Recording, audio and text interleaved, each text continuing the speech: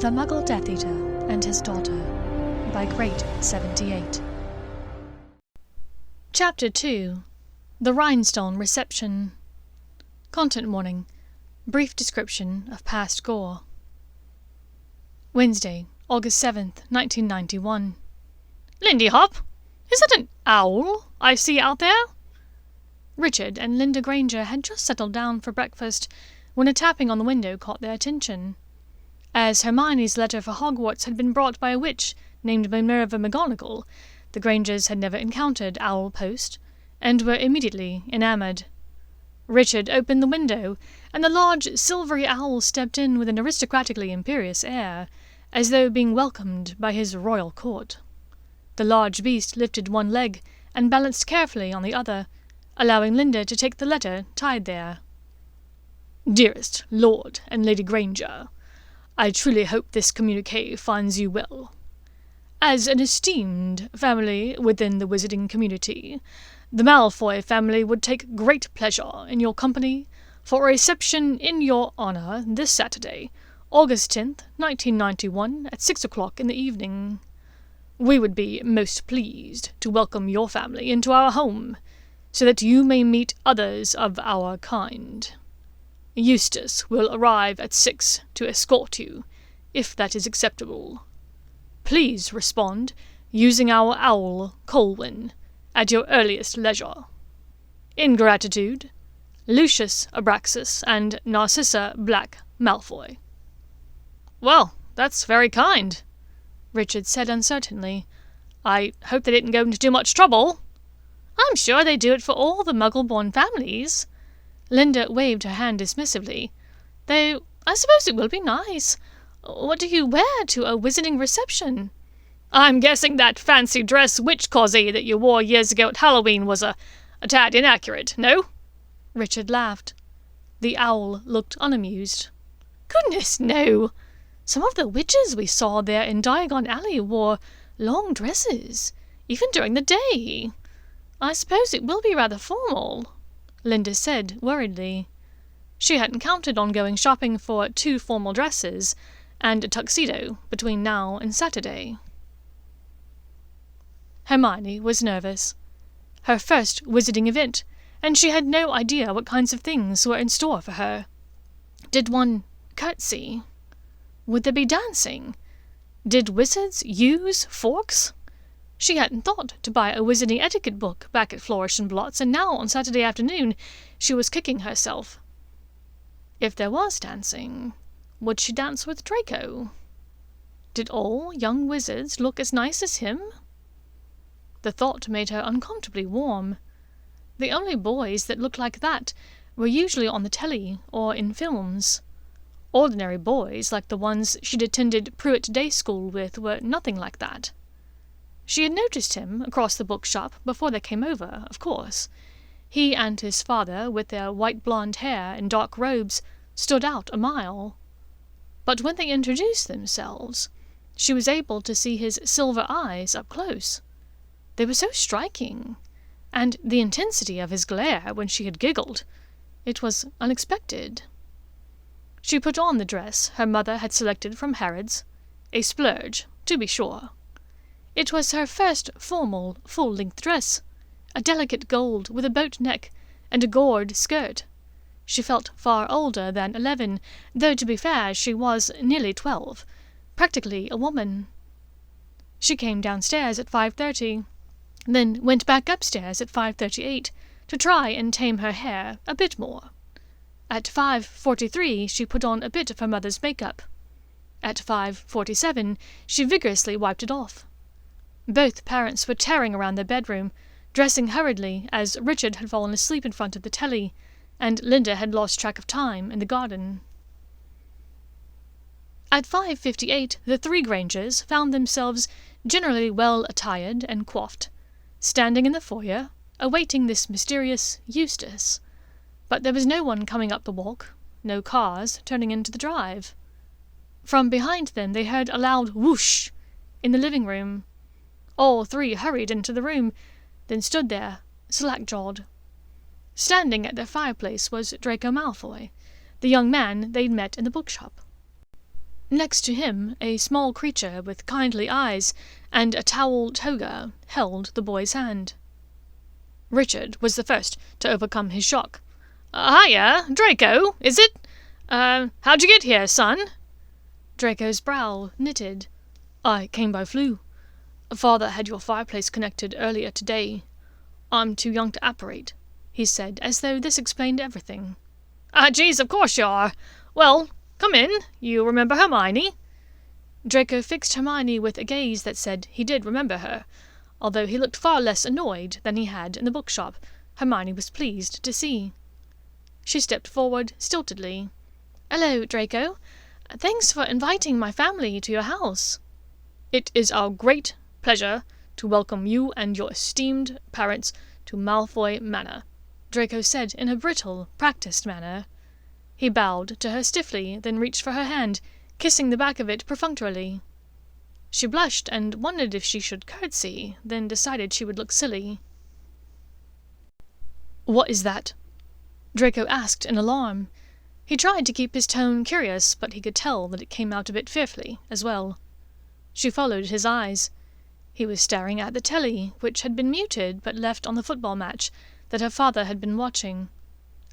Football? I think it's Man U, but I don't know. I wasn't watching." "What? The box, I mean. Are there people in there?" A note of fear crept into his voice. Did the Muggles keep people prisoner, shrocken inside this box? No, it's a television," Linda said. "A moving picture. It's a lot of tiny images shown really fast, one after the other." "All pictures move," Draco said matter-of-factly. Then he glanced at the mantel where several family photos were gathered. "But your pictures don't." At this, he frowned. "Do you mean photographs? Do wizarding photographs move?" Hermione asked curiously. "Yes," Draco said eagerly. "So this box is a photograph?" "Sort of. It will take too long to explain. Perhaps one day you can come back and watch it," Richard offered magnanimously. "Watch a photograph? Does it talk back to you?" "No," said Richard. The 5 of them stood there for a moment, unsure where to go from here. Finally Draco said, "I would be most honoured." He bowed to Richard, who bowed back after a moment of confusion. "Okay then, shall we go?" Richard gestured to the front door, but Draco turned to the fireplace. "Lady Granger, Miss Granger." Draco held out both elbows to Linda and Hermione, and they stepped hesitantly to stand next to him. "Lord Granger, will you please follow with Eustace?" "Okie dokie," said Richard. "Is Draco, sir?" Draco called over his shoulder helpfully, as Eustace threw a pinch of green powder into the grate. Hermione suppressed a giggle. "Okie, Draco," Richard called agreeably. Green flames erupted in the grate, and before they realized what was happening, Draco was pulling them into the fire. "Oh, no, spoke Linda quickly, but they were already stepping into the flames. The sensation was warm, but not hot, a bit like a gust of hot air on a scorching summer's day. There was an odd pulling, spinning sensation, and then they were standing on a large hearth, peering into a cavernous slate-grey room decorated with stately black drapes, white George III Chippendale sofas, and crystal chandeliers. In front of them stood Lucius Malfoy and a beautiful blonde witch that could only be Draco's mother. "Ah, Lady Granger," Lucius began. "It's Linda." "Lady Linda, please meet my wife, Narcissa Black Malfoy." The 2 women smiled and grasped hands, and Linda gestured Hermione forward. "This is my daughter, Hermione. She'll be starting at Hogwarts in September." "How lovely to meet both of you, and to welcome you into our home." Narcissa's gaze was warm but appraising. Behind them, another whoosh, and Richard stepped through the flames with Eustace. The small elf snapped his fingers and popped away. "Hello, you must be Draco's mother." Richard held out his hand without waiting for an introduction.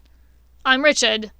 "Narcissa Black Malfoy, lovely to meet you," she said cordially, taking his casual manner in stride, as she shook his hand daintily. "Let us make our way to the drawing-room. We are enjoying a bit of music and drinks before dinner." "Ah, geez, that sounds lovely." Richard held out an arm to Narcissa, so that she could lead the way, and Lucius stepped up to Linda, taking her hand firmly and placing it in the crook of his elbow to walk behind their spouses. This left Draco with Hermione. He held out his arm to her, and, not knowing what else to do, she linked her arm through his. He startled a bit at her touch, and then began to walk quite fast, behind his parents. She nearly had to jog to keep up. Ahead, they could make out bits of the adults' conversation. "Lady Linda, I simply adore your necklace. Are those family jewels?" Narcissa asked graciously. "Goodness, no. I believe I got this at Woolies 20 years ago," Linda said bashfully, touching her rhinestone necklace. "Yes, before we got here we had a neck-decorating contest. It was a tie, so I won." Hermione shook her head. Dad loved corny jokes, and the more nervous he got, the sillier they were. Next to her, Hermione heard the slightest noise. She turned to look at Draco, and her eyes widened to see him trying to suppress a smile. Lucius had hoped that sending Draco to retrieve the Grangers would be seen as disarming. He'd hoped to convey to Richard that he and his family would rather follow than attempt to take command, should a question of authority or seniority arise. He was uncertain if it had worked. On the one hand, Richard and his wife seemed gracious, even friendly. And yet, that comment. A neck-decorating contest, he'd called it. It stirred unpleasant memories from his youth in Lucius's mind. Lord Voldemort had no qualms about resorting to Muggle violence at times, during his bid for control of the wizarding world. He rather admired bloodthirsty killers, and sought to copy their techniques. One such killer, Jack the Ripper, was known for slashing the throats of his victims, and often disemboweling them. He could still hear the cold voice of his master, ordering his men to kill the Muggle vagrants they had rounded up one night. "Slash their throats! Ah, yes! Let us decorate their necks with blood!" Lucius had been quite young, barely out of Hogwarts. It had been difficult. His first murder, in fact. They did get easier and more common as time went by, but one never forgets the first. To be reminded of it so pointedly sent an icicle of fear down his spine. The reception went as well as one could hope. The witches and wizards seemed genuinely kind and welcoming to Richard and Linda. After dinner, at which Hermione was pleased to note that magical folk did indeed use forks, the ladies gathered in the living room, whilst the men adjourned to Lucius's study. Hermione and Draco were left with a handful of others around their age. She was glad to see that her dress wasn't so far off from the other girls', though the others were all carefully styled and coiffed. She patted her own hair nervously. "So, tell us about Muggles. Do they read?" A dark-haired girl named Pansy asked, with a frosty smirk. "It's Hermione. Of course they read, Pansy. Did we not explain we met her family in a bookshop?" "Merlin, Draco, I didn't mean to get your knickers in a twist. Calm yourself. I was just making conversation." "Make it better." Draco seemed annoyed. "It's all right. Before I found out I was a witch, I had no idea how magical people were. I honestly wasn't sure if you used forks before tonight," Hermione said. This garnered a small laugh from some of them. Pansy narrowed her eyes at Hermione, then seemed to come to some kind of conclusion. "I guess we're all a bit dense in this regard. But apparently we're beholden to watch out for you for some reason." "Pansy?" It was Draco again. "I was just going to say, you seem all right for a Muggle-born." "And you seem all right for a witch," Hermione said, raising an eyebrow. "So, Richard, Lucius tells us that you hold a unique position, let us say," a tall, imposing man said, after the fire whiskies had been dispersed to the men gathered there.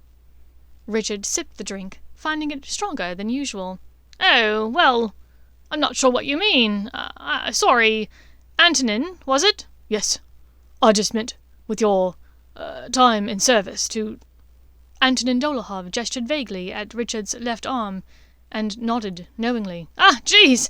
Of course. Yeah, I suppose there's not a lot of wizards in that occupation. No, Malcolm Davis spoke up. It is a rare breed among magical folk, though not as rare, I would assume, as it is in the mundane world. Oh, yeah. It's getting harder and harder to recruit good people into the service, I'm sure. Too many other opportunities or distractions, I suppose. Plus, the threats that we used to face, pretty much disappeared soon after the Berlin Wall fell. Not wanting to appear uninformed about this mysterious wall of Merlin, the men all nodded sagely.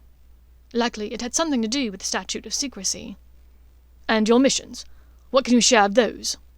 Ah, geez. I really don't like to speak of them, if I'm being honest. It was a dark time, and it's in the past, although I suppose I could be called up at any time to serve again.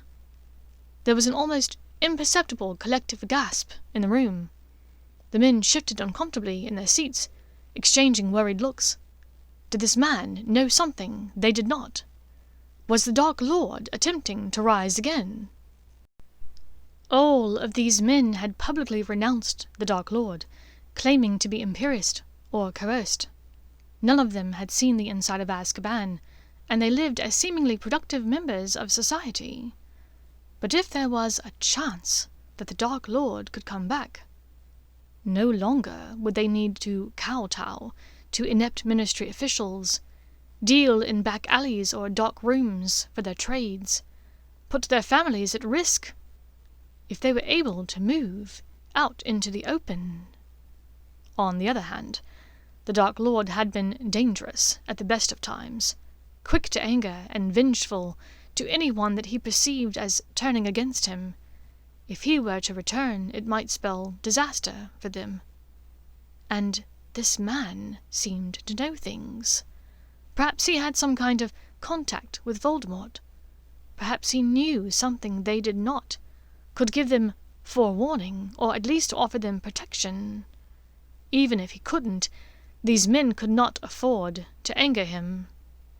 And what of your daughter? If you were to return to his service, how would she fare? This was Tiberius Nott. Richard appeared momentarily confused by the odd pronoun, but carried on. Perhaps wizards weren't aware that Her Majesty had taken over the crown, and as Commander-in-Chief of the British Armed Forces in the 1950s. Oh, I think my Hermione can handle it. She's a smart girl. She knows plenty about the world and what's happening in it. I'm sure if I were called to return to service, she would be proud of me and support me. Heck, I could even see her going into the service when she comes of age.